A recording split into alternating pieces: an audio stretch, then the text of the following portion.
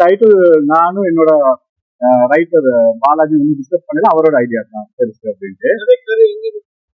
கதை கருவானா அந்த நான் ஒரு பண்ணிருந்தேன் இதே தாட் ப்ரோசஸ் தான். அதாவது என்னன்னா, ஒரு பவர் சிம்பிள், ஒரு கலை சிம்பிள்ங்கிறது ஆண்மைங்கிறது அது புரியுதா காட்டணும்.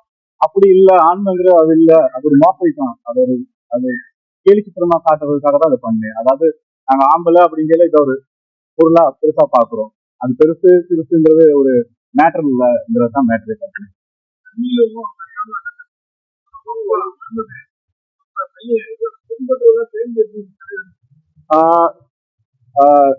உண்மையில சொல்ல போனா அங்கிள் உள்ளுக்கு வந்தது அவங்களோட இன்ஃபுளுன்ஸ் அதெல்லாம் இல்லை, அவருக்கு எங்களுக்கு தேவைப்பட்டது. ஏன்னா ஆக்சுவலா என்னோட ஏடி ஒருத்தர் சொன்னாரு, இந்த மாதிரி ஒரு கேரக்டர் இருக்காரு, அவர் போடுற இந்த கேரக்டர் அப்படின்னு. நான் யார் அப்படின்னு இவர் காட்டுறாரு.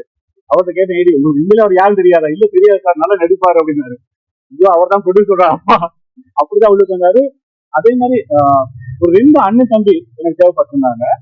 அப்போ உடனே கார்த்தி சொன்னாரு, வைபோ சுயல் போடுவோம் அப்படின்னு. எனக்கு ரொம்ப பிடிச்சிருந்தது. ஏன்னா எனக்கு தமிழ்ல வந்து காமெடியில வந்து ஒரு கரெக்டான மீட்டர்ல ஒரு கதாநாயகனா அந்த மீட்டர்ல நான் காமெடி பண்றேன்னு சொல்லாம அந்த அளவுகளோட பண்றதுல வைபவ் ரொம்ப அழகா பண்ணுவாரு.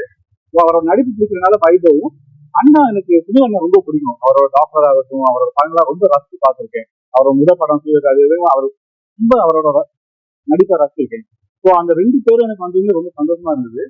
அப்படிதான் அவங்க 2 பேரும் உள்ள இருந்தாங்க.